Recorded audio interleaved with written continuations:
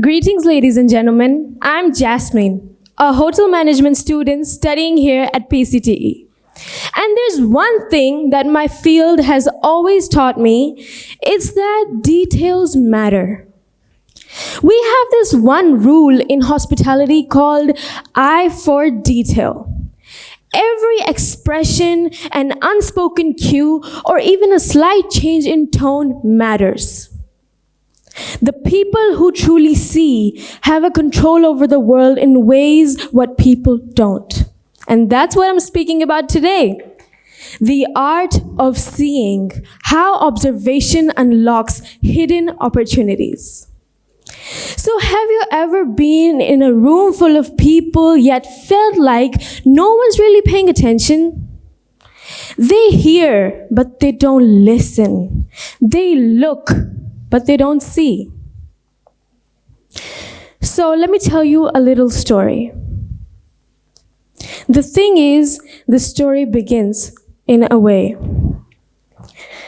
So what happened is that once I was meeting up with a real friend of mine, a quite old friend, and we decided to meet up this cafe in town. So I decided to take a table as my friend was running late. I sat down, and instead of scrolling down my phone, I decided to do something different. I decided to look around. And while I was looking around, I observed a strange plant in the corner of the cafe. And I was wondering whether it's an indoor plant or an outdoor plant, a real one or a fake one. And just then my gaze shifted towards the other side, and I see a cute little girl, probably 4 or 5, walking inside the cafe with her parents. And her little dress she was wearing, it left me in awe. And just then my gaze shifted towards the other side, the table right beside me, and I see a couple sitting there. A man and a woman. If you look at the woman's face, you can tell that she's so happy as she has this wild smile on her face. And she's happy. Anyone could tell she's happy. But her fingers tell a completely different story. She keeps on vigorously tapping her fingers on the table as if she's nervous, irritated. I don't know. But if you look at the man sitting in front of her, you can tell something's off because that man isn't even looking at her. He keeps on looking at his phone. He is talking to her, but he won't even look at her. And maybe that's why the woman was irritated. A few minutes passed by, and 15 minutes later, the woman just gets up and she sighs in frustration and she just leaves the room, leaving the man in utmost confusion what just happened. He had no idea, but I knew because I was the one looking. He couldn't see the shifting energy, the silent signals the woman was sending off. And that's why he missed a chance. So you see, observation is very important. So why observation really matters, if we talk about it? Why does it matter in this world to observe things with a different eye, with an open eye? You see, let's talk about the greatest people in this world, some of the masterminds.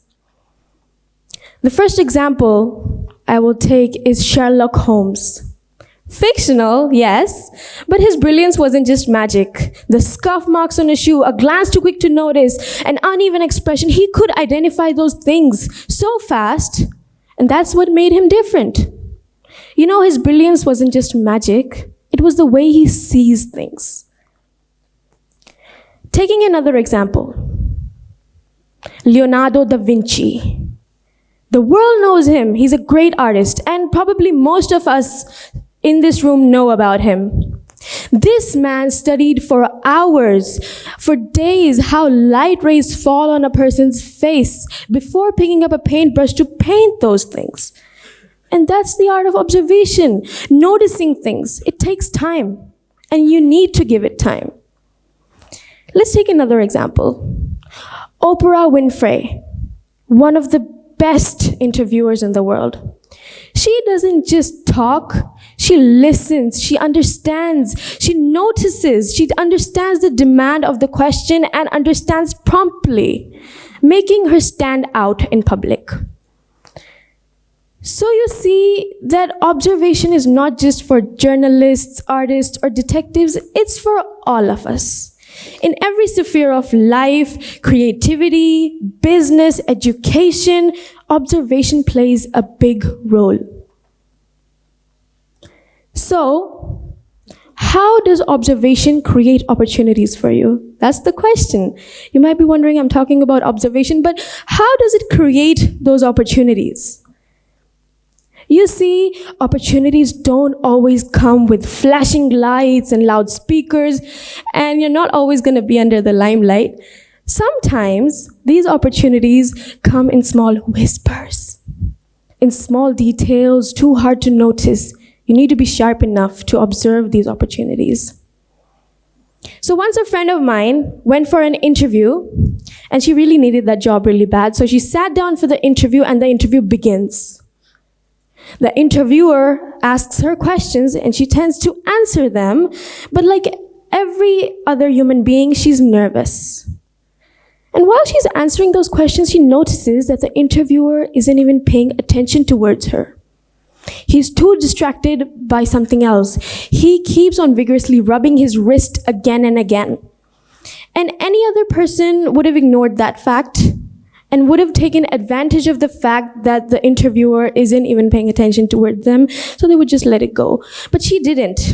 She focused, she observed, and she listened. And when the interview ended, while she was walking out, she casually just asked, "Long day, sir. Your wrist seems tense." And that's when she hit the jackpot, because the interviewer felt intrigued. The interviewer told her that he had been dealing with wrist pain for weeks. So my friend suggested him a physiotherapist, and the conversation began. And after 2 days, my friend gets a call sitting at home that she got the job. Not because of her resume, not because of her qualifications, but because she noticed something what most people would have ignored. And that's the art of observation. So, how can you practice observing more? How can you observe more? That's the question. You know, if you start today and adopt to these 5 things that I'll be telling you, trust me, you'll see a difference in your everyday life. Just try adopting to these 5 simple things. Talking about them, number 1 is that slow down. You're always in a rush that you often don't realize what you're doing. You keep on rushing yourself, that you hinder yourself at some point, that you don't realize what actually you want to do in life. Just sit down and relax yourself. Take 5 minutes a day in a cafe, in a restaurant, at your own home, in a conversation. Just relax and give yourself some time for self-introspection and see a difference in things. Number 2 is that listen more and talk less. Observation is not just about looking, it's about listening as well, about noticing the tone changes, the pauses in one's speech, and you can notice things. You can observe details that way. Number 3 is that always be curious. You know, knowledge is free, and you are free to ask questions. So ask as many questions as you like. Go ahead. Whenever you are in a present conversation, try to think about questions that you have. Ask them. Try to gain as much knowledge as possible. Indulge yourself in this knowledgeable world, because there are so many facts and figures, and learning is endless. Number 4 is practice noticing details. Next time you catch up with a friend, try noticing 3 new things about them. Probably their tone, their posture, or even what they're wearing. Try giving them a compliment. It'll make them feel good, because, you know, they'll realize that you actually notice something in them. And number 5 is that always be present in the present. You know, when you are rushing in life, you tend to forget what is happening in the present, but you have that empty void at the back of your head that keeps on going on, making you feel stressed. So just be in the present and enjoy the present. Forget about the past, what's going on. So let me take you back to that cafe. The man who lost his chance because he wasn't paying enough attention. How many times do we do that in life? We often slip out of opportunities because we don't notice what is going on in the world around us.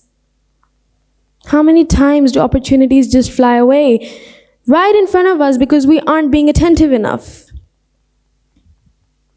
So I challenge you, starting today, that don't just observe, but look, listen, and understand, and see a boost in innovation. See a boost in your life, in your work life, business, education, everywhere. Innovation is also something which has something to do with observation. Just observe things around you.